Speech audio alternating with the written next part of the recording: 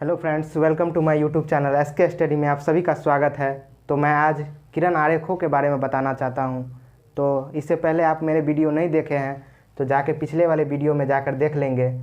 और आप अगर नए हैं तो प्लीज़ सब्सक्राइब कर दीजिएगा और बेल आइकन दबा दीजिएगा, जिससे आपको मेरे जितने भी वीडियो हैं सब मिलते रहेगी। तो आइए हम बताते हैं किरण आरेखों से। किरण आरेखों द्वारा प्रतिबिंब कैसे बनता है। तो आइए थोड़ा दिखाते हैं हम किरण आरेखों के बारे में। तो हमारा आज का टॉपिक है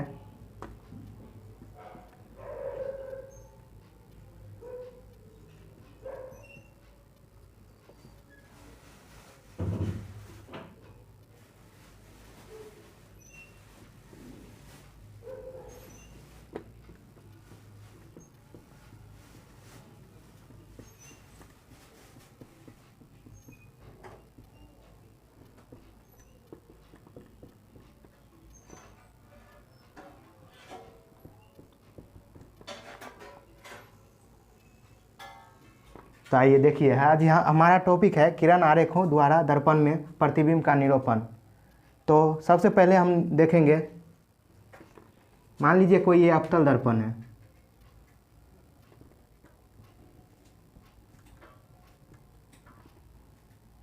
और ये इसका मुख्य अक्ष हो गया, ये इसका फोकस और ये वक्ता केंद्र हो गया, जिसे हम F से डिनोट करते हैं फोकस को और वक्ता केंद्र को C से। तब तो पहला नियम यह है कि जब प्रधान अक्ष के समांतर आती हुई प्रकाश की किरणें परावर्तन के बाद फोकस से होकर गुजरती है। जब मुख्य अक्ष के समांतर आती हुई प्रकाश की किरणें परावर्तन के बाद फोकस से होकर गुजरती है। तो आइए इसी को हम लिखते हैं।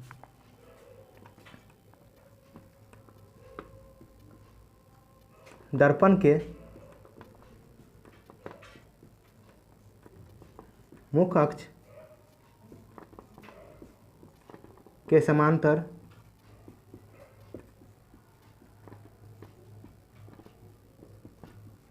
आती प्रकाश की किरणें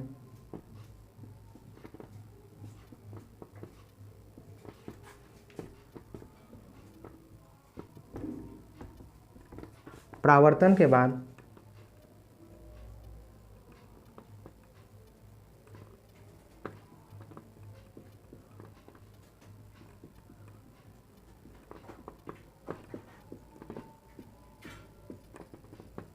फोकस से होकर गुजरती है या गुजरती हुई प्रतीत होती है।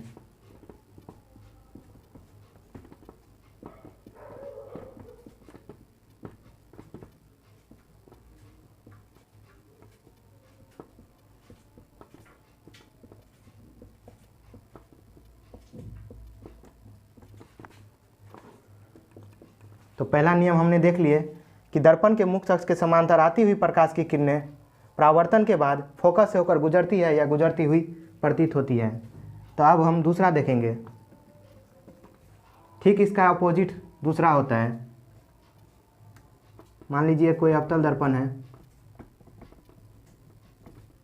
ये इसका मुख्य अक्ष है, ये इसका फोकस है और ये वक्ता केंद्र। तो दूसरा नियम यह है कि फोकस से होकर गुजरने वाली प्रकाश की किरणें परावर्तन के बाद प्रधान अक्ष या मुख्य अक्ष के समांतर हो जाती है। ठीक इसका अपोजिट है। तो आइए इसी को भी सेंटेंस में लिखते हैं।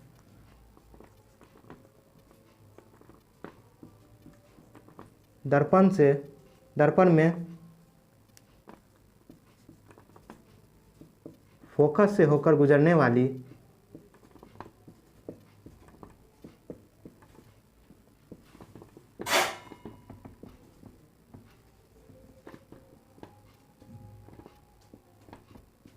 प्रकाश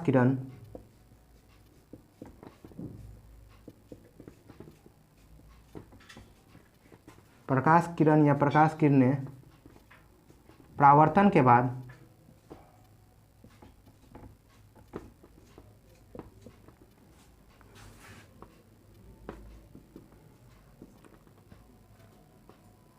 मुख्य अक्ष के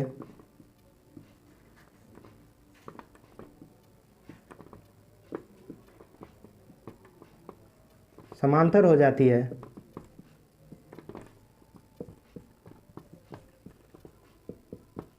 या प्रतीत होती है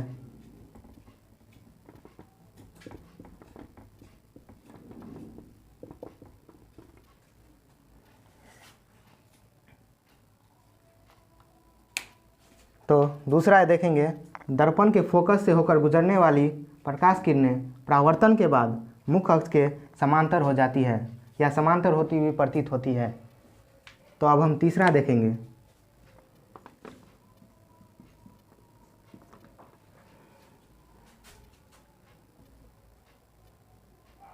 मान लीजिए कोई अवतल दर्पण है,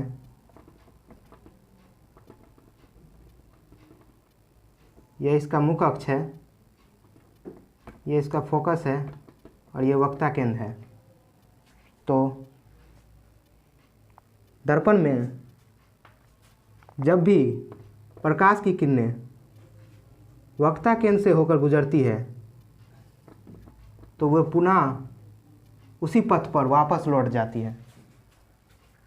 जब दर्पण में, ध्यान से सुनेंगे आप सब, जब दर्पण में वक्ता केंद्र से होकर प्रकाश की किरणें गुजरती है तो परावर्तन के बाद वो फोकस से होकर वापस लौट जाती है। तो आइए इसी को लिखते हैं, दर्पण में वक्ता केंद्र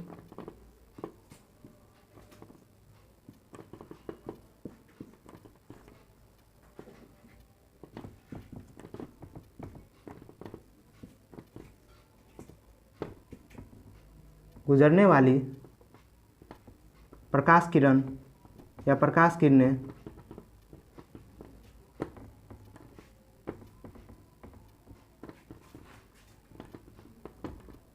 परावर्तन के बाद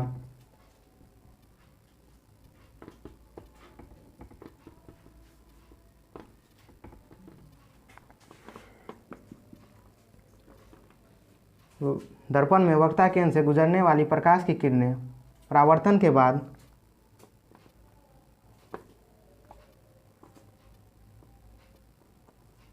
उसी पथ पर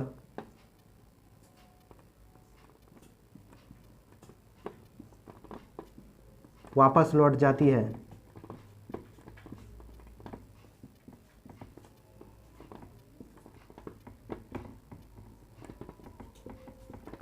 और चौथा देखेंगे, तो आइए हम चौथा देखते हैं। ये कोई अवतल दर्पण है,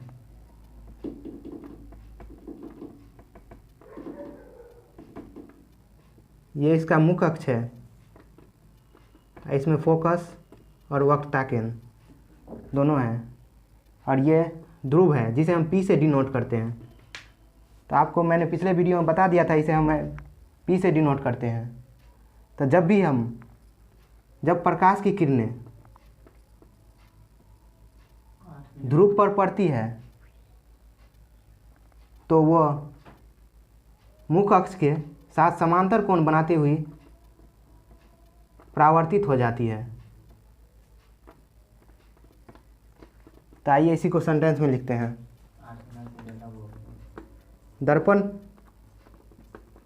दर्पण में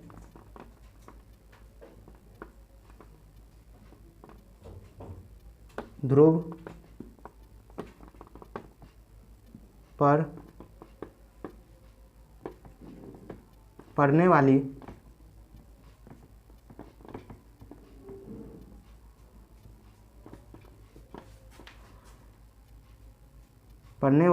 प्रकाश किरण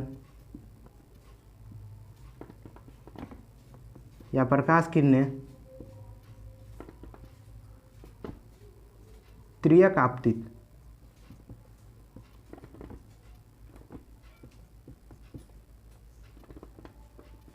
या तिर्यक परावर्तित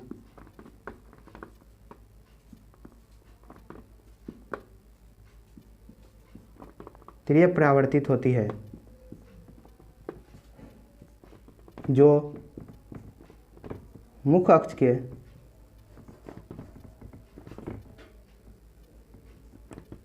साथ बराबर कोण बनाती है।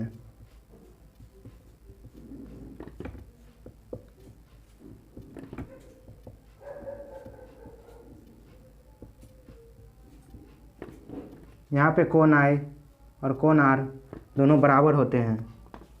कोण I बराबर कोण R होते हैं। तो आज का मेरा वीडियो यहीं तक था। तो आप नए हैं तो प्लीज़ सब्सक्राइब कर दीजिएगा और बेल आइकन ज़रूर दबाइएगा। Thank you.